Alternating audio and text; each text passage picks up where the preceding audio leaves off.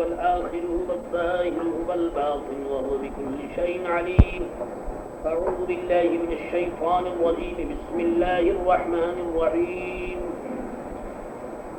وما أموالكم ولا أولادكم بالتي تقربكم عندنا زلفى إلا من آمن وعمل صالحا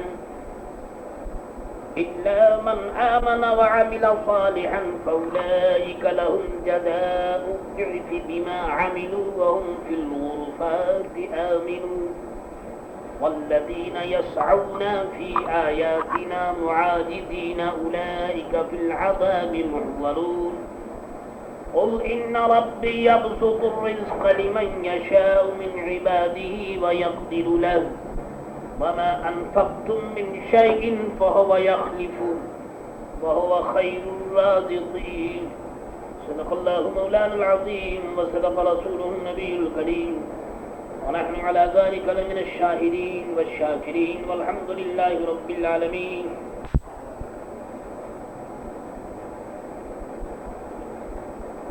اسلام نے اس فلسفے کو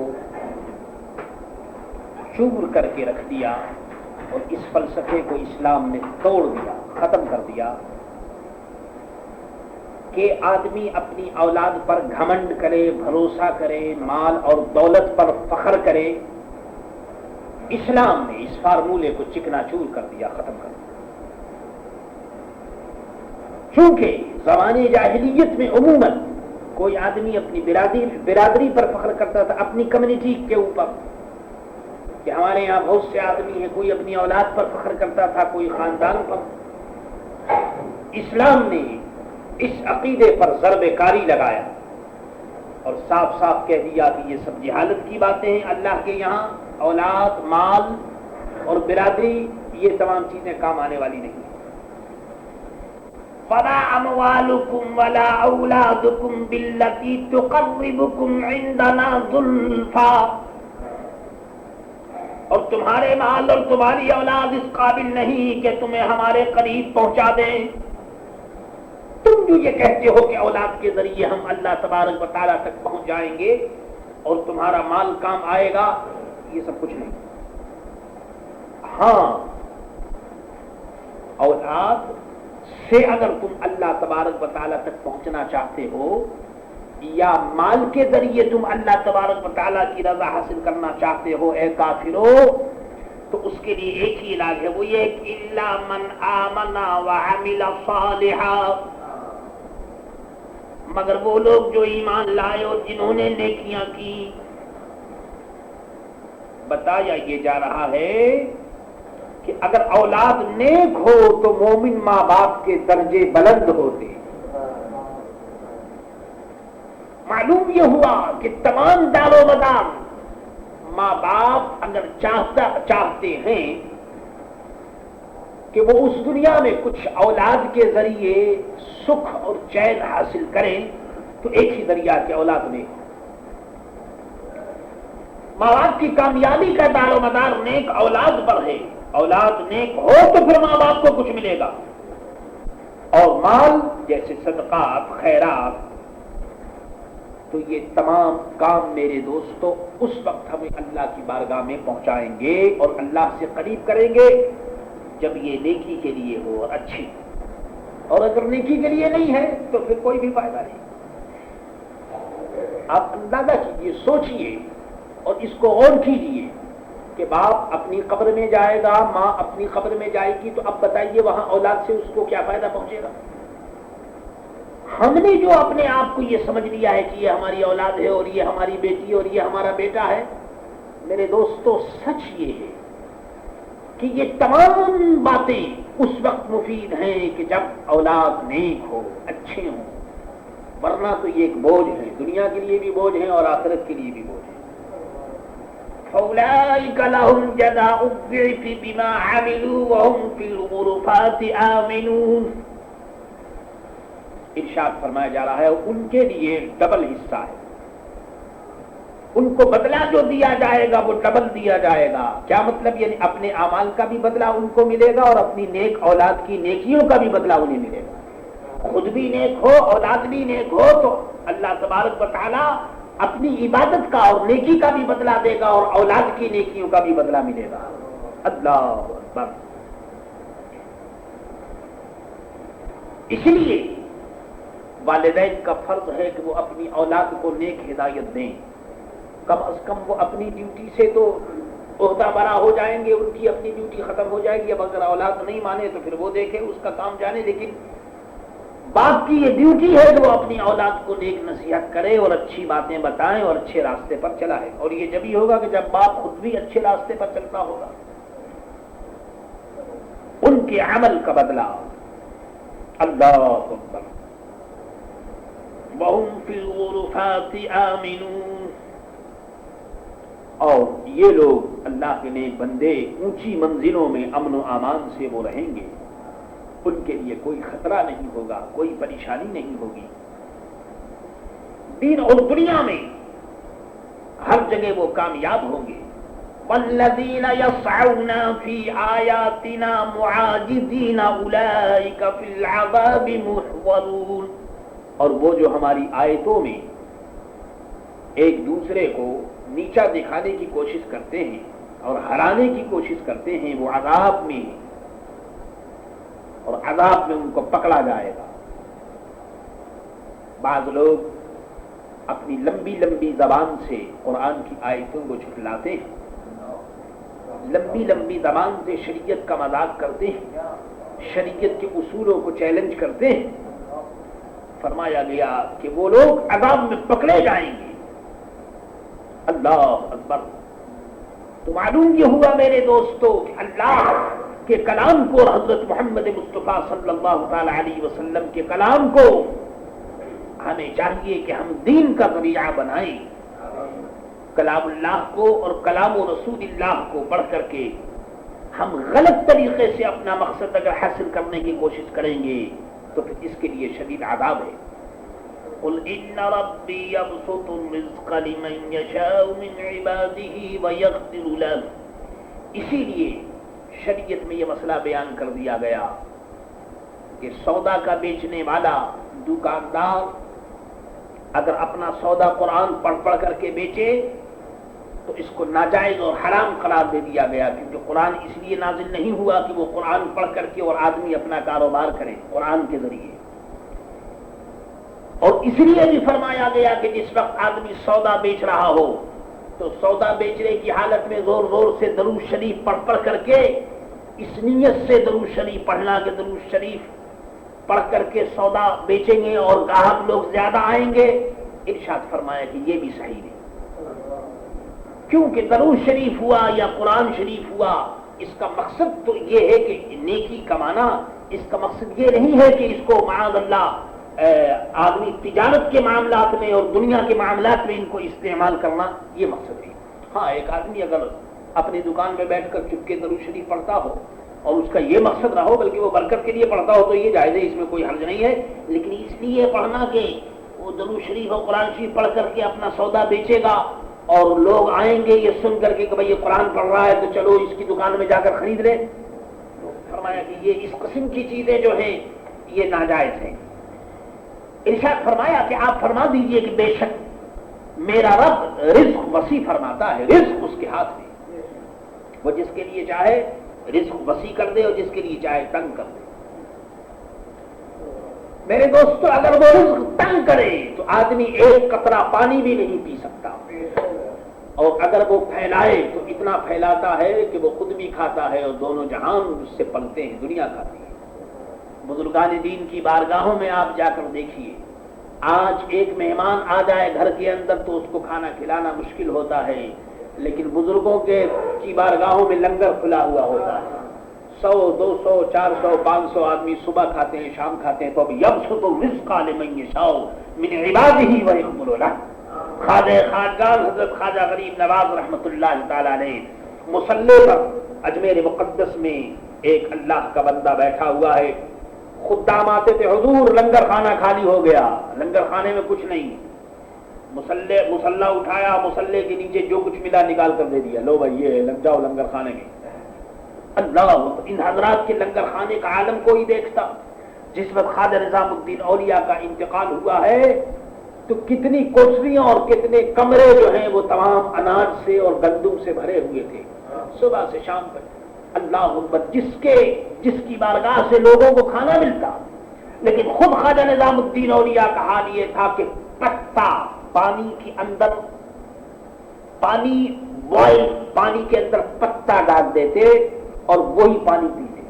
اللہ اکبر، عالم یہ ہوتا میرے دوستوں کہ 24 گھنٹہ 100 میں وصال چلتا، دن کو بھی روزہ اور رات کو جب خادم وہ سحری کے لیے وہی پتے اور وہ پانی لے کر آتا تو اسے بھی کبھی کبھی واپس فرما دیتے۔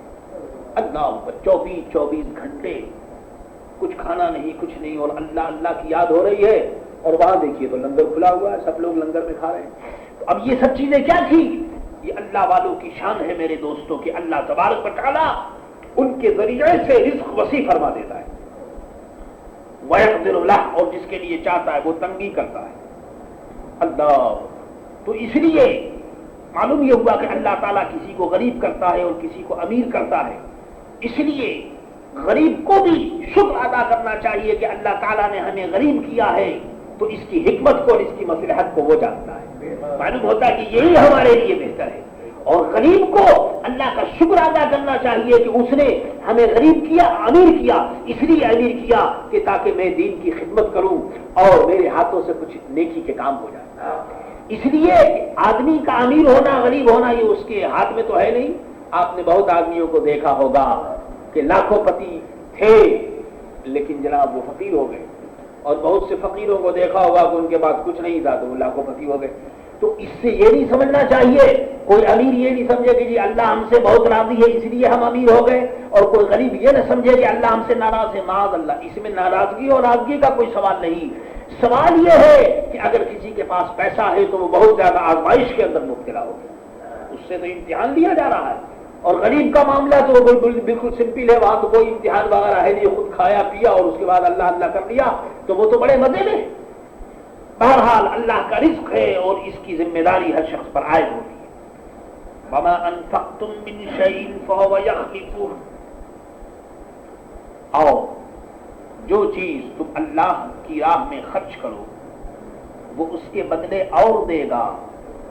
یہاں جو کچھ تم خرچ کرو گے تو اس کا تمہیں فائدہ ہے، آخرت میں بھی اور دنیا میں بھی۔ دنیا میں بھی برکت ہوتی ہے اور آخرت میں بھی برکت ہوتی ہے۔ اللہ، حضور نے فرمایا تم خرچ کرو، تم پر خرچ کیا جائے گا، کیونکہ صدقے سے مال کم نہیں ہوتا جی، صدقہ کرنے سے مال زیادہ ہوتا ہے، معاف کرنے سے عزت بڑھتی ہے، تواضع سے درجہ بلند ہوتا ہے۔ تو اس لیے آدمی یہ بڑی بے وقوفی ہے کہ نیکی کا کام کرتے ہوئے یہ سوچنا کہ جی یہ اگر ہم پیسہ خرچ کر دیں گے تو کیا ہوگا۔ تو میرے دوستو پھر ایسے پیسہ خرچ کرنے سے اس کو ثواب نہیں ملے گا، کیونکہ اللہ کے راستے میں دینا ہے۔ ارے اور دینا کیا ہے؟ سچ پوچھو تو ہم لوگ یہ سمجھتے ہیں کہ ہم اللہ کے راستے میں دے رہے ہیں، ورنہ اگر تم غور کرو گے تو ہم کیا دیتے ہیں؟ یہ تو اللہ توفیق دیتا ہے جو ہمارے ہاتھ سے ہو رہا ہے، ورنہ ہم کیا دے سکتے ہیں اور کس کو دے سکتے ہیں؟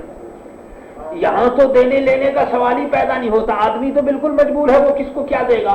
اللہ تبارک و تعالی نے توفیق دی تو وہ دے رہا ہے، تو یہ تو خدا کا شکر ادا کرنا چاہیے۔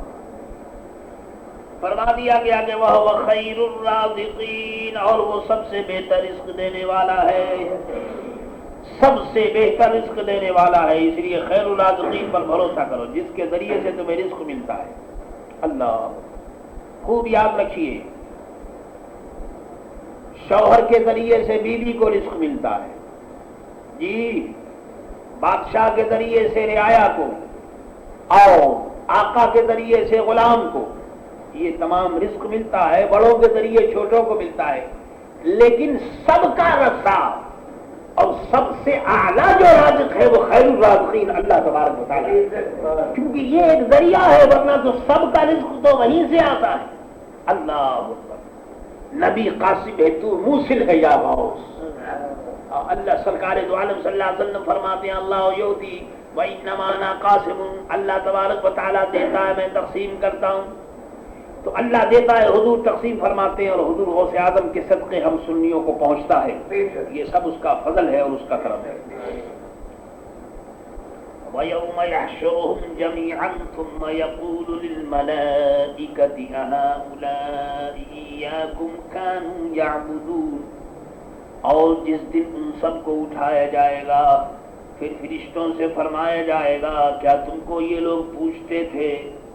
یہ جو لوگ فرشتوں کی پوجا کرتے ہیں ان کو سب کو قیامت میں سب کو اٹھایا جائے گا اور پوچھے جائے گا یہ تم کو پوچھتے تھے، تمہاری پوجا کرتے تھے. قالوا سبحانك انت ولينا من دونهم بل كانوا يعبدون الجن. وہ عرض کریں گے پاکی ہے تجھ کو، تو ہمارا دوست ہے. نہ وہ بلکہ وہ جنوں کو پوجتے تھے، فرشتوں کو نہیں، جنوں کو وہ پوجتے تھے، جنات کی وہ پوجا کیا کرتے تھے. اللہ، آج بھی یہی ہوتا ہے نا، جہاں ذرا سا کوئی اس قسم کی چیز نظر آ گئی تو لوگ معتقد ہو جاتے ہیں جی فلاں جگہ جاؤ وہاں بیٹا ملتا ہے، اور فلاں جگہ جاؤ تو وہاں بیماری اچھی ہو جاتی ہے. یہ اس قسم کی جہالت جو ہے مسلمانوں میں پیدا ہو جاتی ہے، اور یہ مسلمان غیر قوموں کے استھانوں پر معاذ اللہ اور غیر قوموں کے یہاں چلے جاتے ہیں. تو میرے دوستو، آپ کو معلوم ہونا چاہیے کہ یہ سب چیزیں شیطانی ہیں. شیطان کے کمال کو آپ نے دیکھا کیا ہے؟ شیطان کو اللہ تبارک و تعالیٰ نے اتنی قدرت دی ہے کہ اگر وہ کسی چھوٹے بچے کے اندر اگر چلا جائے تو وہ بچہ بولنے لگے. اگر وہ کسی کافر کے اندر چلا جائے تو وہ کافر ادھر ادھر کی بات کرنے لگے. تو یہ سب شیطانی حرکتیں ہیں، یاد رکھو، خوب سمجھ لو. سب سے پہلے ہمیں یہ دیکھنا چاہیے کہ یہ آدمی صاحب ایمان اور صاحب عمل ہے یا نہیں. اگر وہ صاحب ایمان اور صاحب عمل ہے تو پھر اس کی دعا بھی صحیح اور اس سے مدد حاصل کرنی بھی صحیح. لیکن اگر کوئی ایسا نہیں ہے تو پھر وہ خود ہی گویا گمراہ ہے، تو وہ دوسروں کو کہاں سے ہدایت کر رہا ہے. اللہ اکثرهم بهم مؤمنون، ان میں اکثر انہی پر یقین لائے تھے. اللہ، یعنی بعض کافر جو ہیں کفاروں میں سے کئی پوجا کرتے تھے. کوئی بتوں کی پوجا کرتا تھا، کوئی درختوں کو پوجتا تھا، کوئی جنات کی پوجا کیا کرتا تھا. تو اب اللہ تبارک و تعالیٰ سب کو بلائے گا اور کہے گا بتاؤ کس کس کی تم پوجا کیا کرتے تھے؟ فرشتے عرض کریں گے کہ الہ العالمین، ہماری نہیں بلکہ یہ لوگ جنات کی پوجا کرتے تھے. جنات سے پوچھا جائے گا، وہ کہیں گے کہ الہ العالمین، جو لوگ جاہل اور بے دین لوگ تھے ان کی وہ پوجا کرتے تھے، مگر ہم تو تیرے نیک بندے ہیں. فَالْيَوْمَ لَا يَمْلِكُ بَعْضُكُمْ لِبَعْضٍ نَفْعًا وَلَا ضَرًّا. تو آج تم میں ایک دوسرے کے بھلے برے کا اختیار نہ رکھے گا، سب کے سب ایک دوسرے سے الگ ہو جائیں گے. وَنَقُولُ لِلَّذِينَ ظَلَمُوا ذُوقُوا عَذَابَ النَّارِ الَّتِي كُنتُمْ بِهَا تُكَذِّبُونَ. اور ہم فرمائیں گے ظالموں سے اس آگ کا مزہ چکھو جس کا تم انکار کیا کرتے تھے. جی یہ دوزخ اور یہ قبر اور یہ سب مولویوں کی باتیں. بعض لوگ کہتے ہیں کہ جی یہ سب کیا ہے، موت کی بات کرنی، موت کا ذکر، معاذ اللہ، موت کی بات کرنی، موت کی ذکر کرنی. ہمارے نبی صلی اللہ تعالی علیہ وسلم تو ہر وقت موت کو یاد فرماتے ہیں، حالانکہ وہ زندہ ہے. ارشاد فرمایا کہ جو آدمی دن میں 19 مرتبہ موت کو یاد کرے اس کو درجہ شہادت کا ملے گا. اللہ اکبر، اس قسم کی ہدایتیں موجود ہیں. لیکن اگر آج موت کا ذکر کیا جائے تو لوگ کہتے ہیں جی یہ کیا، موت کا ذکر کرنے کی کیا ضرورت ہے. اللہ، میرے دوستو، میاں یہ جو دنیا ہے یہ تو ایک پیریڈ ہے جو تم کو مل گئی ہے دنیا کے اندر. اصل جانا تو ہمیں وہی، ہمارا وطن وہی ہے. یہ تو دنیا میں ایک ایز اے گیسٹ، ایک مہمان کی حیثیت سے یا ایک فارینر جو ہوتا ہے اس حیثیت سے ہم دنیا میں رہ گئے ہیں، ورنہ ہم کو تو جانا وہی ہے اللہ کے یہاں. وَإِذَا تُتْلَى عَلَيْهِمْ آيَاتُنَا بَيِّنَاتٍ قَالُوا مَا هَذَا إِلَّا رَجُلٌ يُرِيدُ أَن يَصُدَّكُمْ عَمَّا كَانُوا يَعْبُدُ آبَاؤُكُمْ وَقَالُوا مَا هَذَا إِلَّا إِفْكٌ مُفْتَرًى. اور جب ان پر ہماری روشن آیتیں پڑھی جائیں تو کہتے ہیں کہ یہ تو نہیں مگر ایک مرد تمہیں روکنا چاہتے ہیں. وہ کہتے ہیں کہ جی یہ قرآن عظیم میں جو تم آیتیں پڑھتے ہو یہ کچھ نہیں ہے. معاذ اللہ. قرآن عظیم کی آیتوں کو وہ جھٹلاتے تھے اور کہتے تھے کہ یہ قرآن عظیم کی جو آیتیں پڑھنا چاہتے ہو اور جو یہ پڑھتے ہو یہ تو کچھ نہیں ہے مگر ایک مرد ہے. معاذ اللہ. حضور کو مرد کہنا، آدمی کہنا، بشر کہنا، بھائی کہنا، یہ سب کافروں کا کام ہے. وہ ایک مرد ہے جو تم کو روکنا چاہتے ہیں تمہارے باپ دادا کے معبودوں سے. عما کان یعبد آباؤکم، تمہارے باپ دادا جس بت کی پوجا کرتے تھے اور جس کو خدا مان رکھا تھا اس کو روکنا چاہتے ہیں. وہی رسم و رواج کی پابندی وہ لوگ سامنے لاتے تھے. کہیں باپ کی بات، کہیں دادا کی بات اور کہیں خاندان کی بات. قرآن کریم اسلام نے آن کر کے سب کو ختم کر دیا. باپ دادا کی بات کچھ نہیں، اللہ اور اس کے رسول کی بات ہے بس. وقالوا ما هذا، اور کہتے ہیں کہ یہ تو نہیں مگر بہتان جوڑا ہوا. معاذ اللہ معاذ اللہ. معلوم یہ ہوا میرے دوستو کہ باپ دادا کے طریقے کو اسلام کے مقابلے میں ترجیح دینا یہ کافروں کا کام ہے. اور یہ یاد رکھو کہ جس دل میں حضور کا ادب اور عزت نہیں ہوگی اس دل کے اندر قرآن کریم اور اسلام کی عزت نہیں ہو سکتی. جو لوگ اسلام کا نام لیتے ہیں یہ دیکھنا چاہیے کہ سرکار دو عالم کا بھی ادب اس کے دل میں ہے یا نہیں. ارے جب حضور کا ادب نہیں ہوگا تو اسلام کو اور قرآن کو کیا جانے گا. اسلام اور قرآن یہ تو سرکار دو عالم کے ادب سے ملتا ہے. جس کے دل میں سرکار دو عالم صلی اللہ تعالی علیہ وسلم کا ادب ہوگا وہی اسلام کا ادب کر سکے گا اور وہی اسلام اور قرآن کو جانے گا. ورنہ صرف یہ باتیں اللہ یاد رکھو. جب سرکار دو عالم صلی اللہ تعالی علیہ وسلم کی محبت دل میں آتی ہے تو پھر قرآن سر پر آتا ہے. قرآن کو سر پر اس وقت اٹھاتے ہیں لوگ جب دل میں حضور کی محبت ہوتی ہے. اسی لیے تو کافر کو کلمہ پڑھا کر کے مسلمان کرتے ہیں پھر قرآن اس کے ہاتھ میں دیتے ہیں. کلمہ پہلے آتا ہے، حضور کی محبت دل میں پہلے آتی ہے، پھر قرآن، نماز، حج، زکات بعد میں آتا ہے.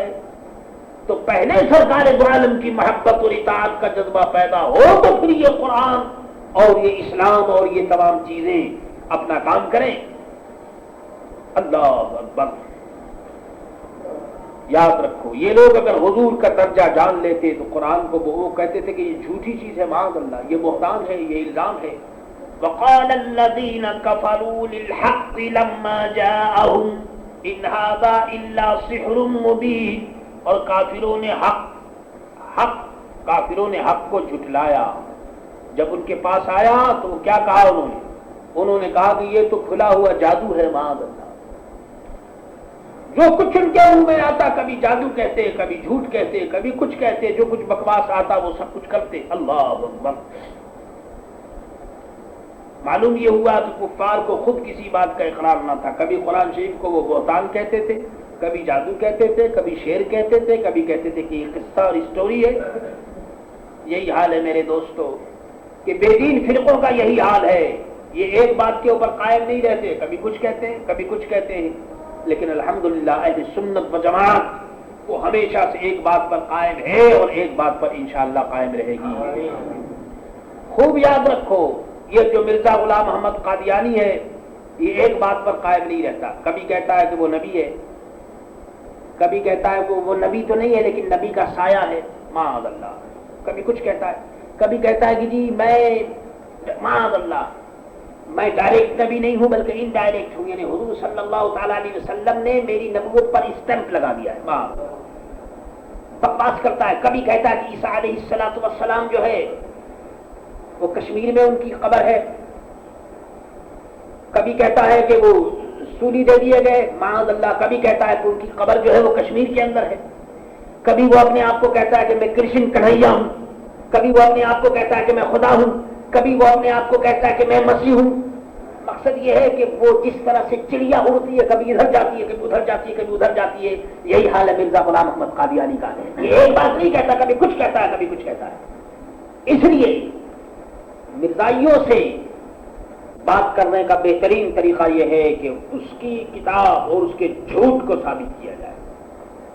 اس لیے میرے دوست عام آدمیوں کو کبھی ان لوگوں سے بات نہیں کرنی چاہیے. یہ لوگ مرتد اور بے دین ہیں، ورنہ یہ کبھی ادھر کرتے ہیں کبھی ادھر کرتے ہیں. اللہ کبھی اپنے آپ کو وہ کہتا ہے کہ میں حسین ہوں معاذ اللہ، اور کبھی اپنے آپ کو مرزا غلام محمد قادیانی یہ کہتا ہے کہ وہ عورت، اپنے آپ کو عورت بھی کہتا ہے، اور عورت بھی کیسی ناپاک گندی عورت.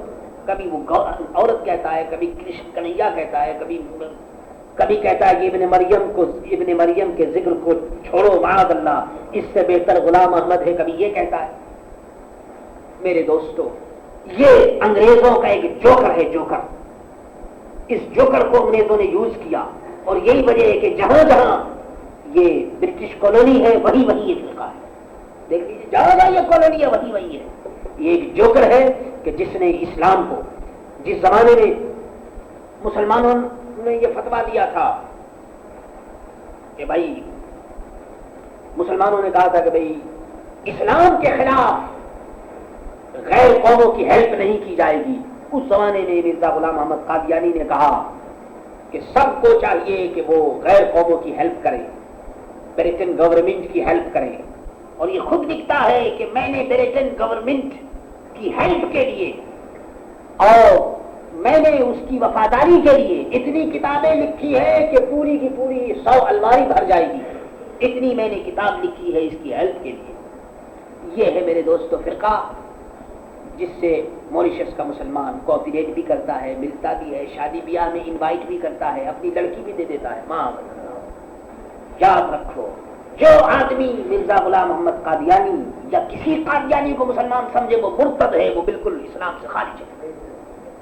نامگوزیشن ان کے ساتھ اٹھنا بیٹھنا ملنا جلنا کھانا پینا بالکل منع ہے. اور جو آدمی ایسا کرتا ہے وہ یا تو بے دین ہے، گمراہ ہے، یا یہ کہ اسلام سے خارج ہے. کیونکہ یہ لوگ مسلمان بالکل نہیں ہیں. اور یہ تو یہاں پر موریشس گورنمنٹ نے کا فیصلہ بھی ہے. یہ تو فیصلہ ہے گورنمنٹ کا، جج کا فیصلہ ہے کہ یہ مرزا غلام محمد قادیانی جو ہے یہ مسلمان نہیں ہے. تو میں عرض کر رہا ہوں میرے دوستوں کہ جو لوگ صاحب ایمان ہوتے ہیں وہ ایک اسٹیج پر ہوتے ہیں، لیکن جو بے دین ہوتے ہیں وہ کبھی ادھر جاتے ہیں کبھی ادھر جاتے ہیں. وَمَا آتَيْنَاهُم مِّن كُتُبٍ يَدْرُسُونَهَا وَمَا أَرْسَلْنَا إِلَيْهِمْ قَبْلَكَ مِن نَّذِيرٍ. بعض لوگ ہم سے کہتے ہیں کہ جی یہ لوگ بہت کوپریٹ کرتے ہیں، بہت یونائٹڈ ہیں. تو بھائی کوپریٹ کرتے ہیں تو یہ کوپریٹ کرنے سے کیا ہوتا ہے؟ یہودیوں کے بعد جوز جو ہے ان کے پاس بہت زیادہ پیسہ، وہ بہت زیادہ کوپریٹ کرتے ہیں، وہ بہت زیادہ یونائٹڈ ہیں. تو اس سے کیا ہوتا ہے؟ جتنی بڑی چھوٹی جماعت ہوگی اتنی زیادہ وہ یونائٹڈ ہوگی. اور ان کے پاس تو سوائے پیسہ کے اور سوائے بات کے اور تو کچھ ہے نہیں. اگر یہ یونائٹڈ بھی نہ ہو، بات بھی نہ کریں، پیسہ بھی خرچ نہیں کریں تو پھر ان کا مشن ختم ہو جائے گا. مسلمانوں کو چاہیے کہ مسلمان اپنے طریقے پر چلیں اور اللہ کے رسول حضرت محمد مصطفیٰ صلی اللہ تعالی علیہ وسلم نے جو ہدایت اور حق کا راستہ بتایا ہے اس پر عمل کریں. اور ہم نے انہیں کچھ کتابیں نہ دی جنہیں پڑھتے ہوں، نہ تم سے پہلے ان کے پاس کوئی درس سنانے والا آیا. اصل میں حجاز بلکہ عرب میں حضور سے پہلے کوئی آسمانی کتاب اور کوئی پیغمبر تشریف نہ لائے. عرب میں ہاں عرب کے علاوہ تو آتے رہے، لیکن عرب میں حضور سے پہلے کوئی پیغمبر نہیں آیا. عرب میں حضور صلی اللہ تعالی علیہ وسلم سے پہلے کوئی کتاب نہیں آئی. یہ لوگ پہلے تو دین ابراہیمی پر تھے، پھر مشرک ہو گئے. اللہ اکبر. تو میرے دوستو اللہ تعالیٰ نے حضرت محمد مصطفیٰ صلی اللہ علیہ وسلم کو عرب میں بھیجا، وہاں کوئی نہیں آیا تھا، حضور کو بھیجا صلی اللہ تعالی علیہ وسلم. معلوم یہ ہوا کہ حضور سے پہلے عرب میں کوئی پیغمبر تشریف نہیں لائے. اسماعیل علیہ السلام کے بعد اللہ اکبر، تو اللہ تبارک و تعالیٰ نے آپ کو بھیجا. وما ارسلنا الیہم قبلک من نذیر، اور ان سے پہلے کوئی در سنانے والا بھی نہیں آیا. وَكَذَّبَ الَّذِينَ مِن قَبْلِهِمْ وَمَا بَلَغُوا مِعْشَارَ مَا آتَيْنَاهُمْ فَكَذَّبُوا رُسُلِي فَكَيْفَ كَانَ نَكِيرِ. اور ان سے اگلوں نے جھٹلایا اور یہ اس کے 10ویں کو بھی نہ پہنچے. مقصد یہ ہے کہ اے میرے محبوب، اگر یہ کافر آپ کو جھٹلاتے ہیں تو اس سے پہلے بہت لوگ ایسے گزرے ہیں کہ جنہوں نے اپنے نبیوں کو جھٹلایا ہے.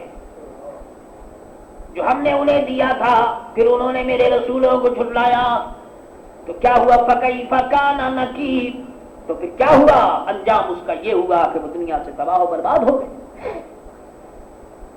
تو معلوم یہ ہوا کہ اگر کسی حق بات کا انکار کر دیا جائے تو اس سے حق بات کو کوئی نقصان نہیں پہنچتا بلکہ انکار کرنے والے کا نقصان ہے. جی اگر کوئی آدمی نماز نہ پڑھے تو اس سے نماز کا کیا نقصان ہے؟ وہ تو خود کمبخت گمراہ ہو جائے گا. ایک آدمی زکات نہ دے تو اس میں زکات کا کیا نقصان ہے؟ ایک آدمی سرکار دو عالم کا ادب نہ کرے تو حضور کا اس میں کوئی نقصان نہیں، خود تو نقصان اس کا ہے. تو یاد رکھو کہ اسلام، اگر ہم اسلام کا نام لیتے ہیں اور اسلامی قانون پر عمل کرتے ہیں تو یہ نہیں سمجھنا چاہیے کہ جی ہماری وجہ سے اسلام کو کوئی فائدہ ہے. یہ بات نہیں، ہمیں خود فائدہ ہے. اگر ہم اسلام پر عمل نہیں کریں گے تو اللہ تبارک و تعالیٰ کسی اور عمل کرنے والے کو پیدا کر دے گا، کیونکہ وہی محافظ ہے اور اسلام کی حفاظت وہ کرنے والا ہے. تو یہاں صاف کہہ دیا گیا کہ فَكَيْفَ كَانَ نَكِيرٌ، تو کیسا ہوا میرا انکار کرنا. یعنی جن لوگوں نے میرا انکار کیا اور جن لوگوں نے میرے رسولوں کا انکار کیا وہ خود تباہ و برباد ہو گئے، لیکن میرے رسول کی شان میں اور میری شان میں کسی قسم کا کوئی فرق نہیں آیا. میرے دوستو، آج دنیا کے اندر بڑی بڑی جابر اور ظالم قومیں تباہ و برباد ہو گئی. بتائیے کہاں ہے عتبہ، کہاں ہے شیبہ، کہاں ہے ابو جہل؟ یہ پورا کا پورا گروپ جو ہے تباہ و برباد ہو گیا. ان کا کوئی نام لینے والا نہیں، لیکن حضرت محمد مصطفیٰ صلی اللہ تعالی علیہ وسلم کے نام لیوا آج کروڑوں کی تعداد میں موجود ہے. جن کافروں نے حضور سے کہا تھا کہ اب تک حضرت ابراہیم علیہ السلام، حضرت ابراہیم رضی اللہ تعالی عنہ کا انتقال ہو گیا آپ کے صاحبزادے کا، تو لوگوں نے کہا، کافروں نے کہا کہ لو اب حضور صلی اللہ علیہ وسلم کی معاذ اللہ نسل ہی ختم ہو گئی، معاذ اللہ. یہ کافروں نے بکواس کیا. اللہ تبارک و تعالیٰ کی قدرت کو جلال آیا اور فرمایا انا اعطیناک الکوثر. اے میرے محبوب، یہ کہتے ہیں کہ آپ کی نسل ختم ہو گئی، یہ خود ان کی نسل ختم ہو جائے گی. ہم نے تو آپ کو خیر کثیر حوض کوثر عطا فرمایا. انا اعطیناک الکوثر، آپ کو ہم نے خیر کثیر دیا. قیامت تک آپ کا نام اور آپ کی اولاد باقی رہے گی. لیکن انا شانئک هو الابتر، آپ کی شان تو شان باقی رہنے والے ہو الابتر، جو آپ کو ابتر کہے وہی ابتر ہے. میرے دوستو، آپ نے دیکھا تو جن لوگوں نے گستاخیاں کی وہ تباہ و برباد ہو گئے. لیکن اللہ کے رسول حضرت محمد مصطفیٰ صلی اللہ علیہ وسلم اور غلامان محمد رسول اللہ آج بھی ہیں اور قیامت تک باقی رہیں گے. اللہ سے دعا کرو کہ اللہ تبارک و تعالیٰ اپنا فضل فرمائے. کل انشاءاللہ 11ویں شریف کی مجلس ہوگی اور میں نے ایسا خیال کیا ہے کہ بعد نماز مغرب تھوڑا سا میں درس دوں گا تاکہ درس کا ناغہ نہ ہو 7 بجے تک انشاءاللہ، اور 7 سے 7:30 بجے تک درمیان میں ذکر وغیرہ سب ہو جائے گا اور اس کے بعد دعا خیر ہو جائے گی انشاءاللہ. تو کل ضرور تک تشریف لائیے مغرب کی نماز میں، تاکہ مغرب کی نماز کے بعد ہی تھوڑا سا درس ہو جائے. کیونکہ ہم لوگ جو میں 11ویں شریف کی مجلس میں جو نصیحت کی باتیں میں کرتا ہوں تو بجائے نصیحت کی بات کرنے کی قرآن شریف کا درس ہو تو یہ زیادہ اچھا ہے. کیونکہ قرآن شریف کے درس میں تو سب باتیں آ جاتی ہیں، نصیحت کی بھی اور واعظ کی بھی. تو بجائے اس کے کہ وہ قرآن عظیم کے علاوہ میں نصیحت کی بات کروں، بہتر یہ ہے کہ قرآن عظیم کا درس ہی ہو جائے 15-20 منٹ، تاکہ اس میں یہ سلسلہ جاری رہے گا اور اس طرف سے انشاءاللہ فائدہ بھی زیادہ ہوگا. ربنا لا تزغ قلوبنا بعد إذ هديتنا وهب لنا من لدنك رحمة إنك أنت الوهاب. ربنا تقبل منا إنك أنت السميع العليم. يا الله يا رحمن يا رحيم وبرحمتك يا أرحم الراحمين.